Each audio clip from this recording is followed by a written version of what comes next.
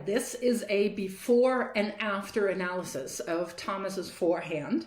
The top video shows him in the summer, and this was the first time I looked on his forehand. There were a few things that I didn't think were major issues, but Thomas wanted to have more acceleration and more topspin on the ball. And there were a couple of things that prevented him from doing so. So let's jump right in. So if we're looking at his swing path, that's the first thing that I want to point out is right at this point, we have the racket head above the hand. That is ideal. We have the racket face pointing to the outside. That is good as well.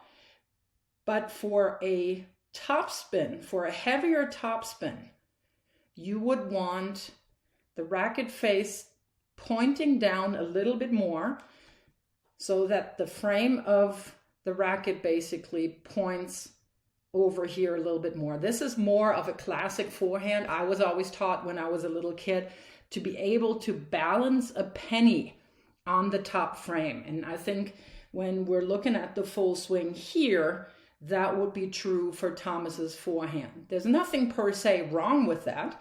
It's just that you're not getting a whole lot of topspin on the ball when you have a more linear swing. So we're seeing that here.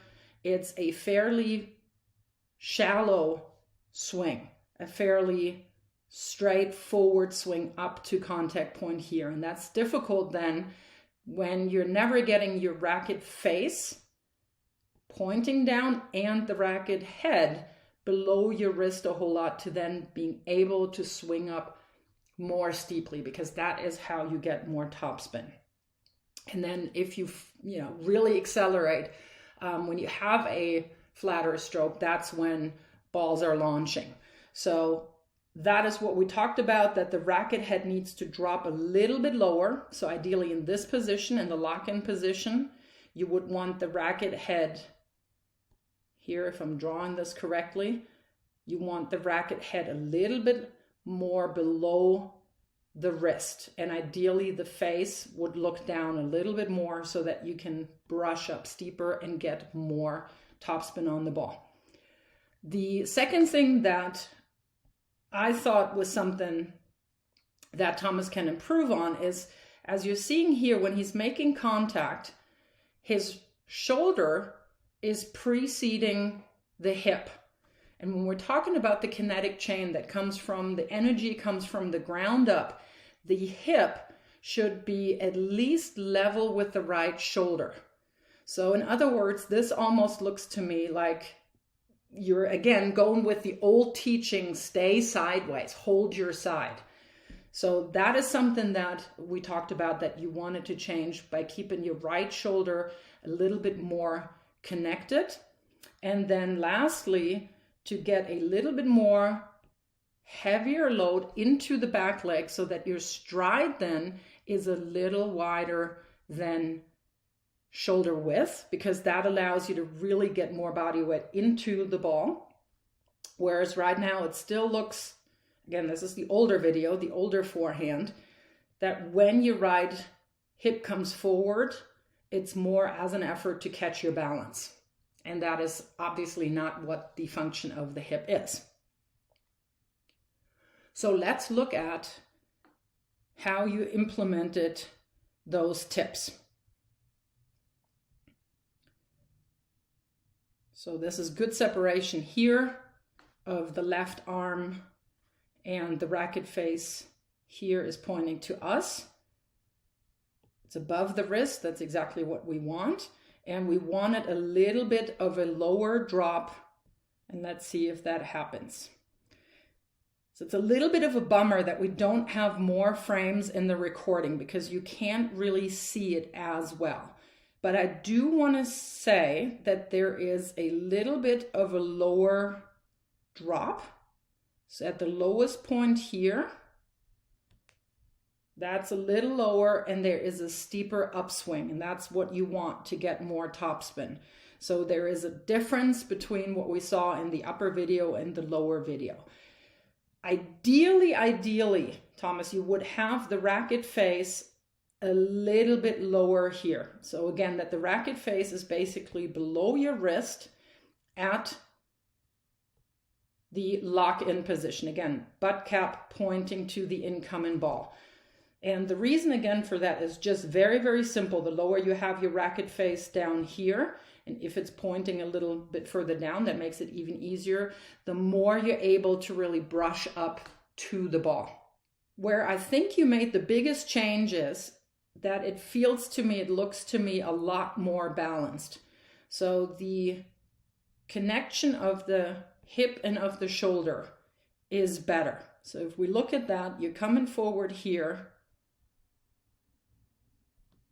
There, so the shoulders all the way rotating and your right hip comes through with it.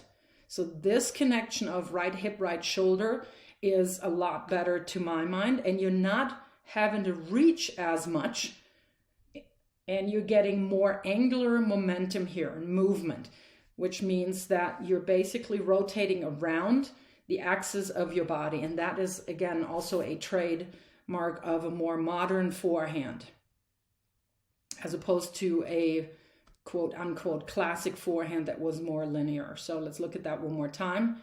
So you're coming around here nicer. You still have extension on the ball. That has never gone away. That should never go away. But you're coming around the, or over the ball and then around more easily.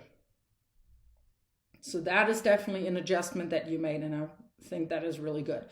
Now here is what I would like on every ball if possible. So it looks like that last ball that you're getting up here is a little shorter, and you're doing a really good job getting up to the ball and not reaching to it. But you see this here. This is where you're loading your outside leg, for you the right leg because you're right-hander, and see how you're striding into that ball here. So this is clearly wider than shoulder width, right? So you see that stride here, and you're getting a lot more body weight into that ball. And you can brush up to that ball. And some of the other ones, it looks a little bit more like your older forehand where you're not getting quite as much stride into the ball. So not quite as much body weight into your shot. So that is something I think that you can continue to work on. So on this one, I think you're doing a much better job getting under the ball there. See how low that racket head is? So that is a better example. Again, it's blurry, so we can't really tell as much. But it looks to me like you're having a much steeper swing path, and that is what you wanted to work on, and that is what you're creating here. So in all, I think you did a good job for the short amount of time to implement some of these changes. And this is something that I think we should never underestimate, since you're not a pro player, you're not going out there 8 hours a day. To make those changes, they will always be incredibly incremental. So I didn't expect you to all of a sudden, look like a totally different player, but I think you did a really good job implementing some of those things, and there's still some things that you can continue to work on.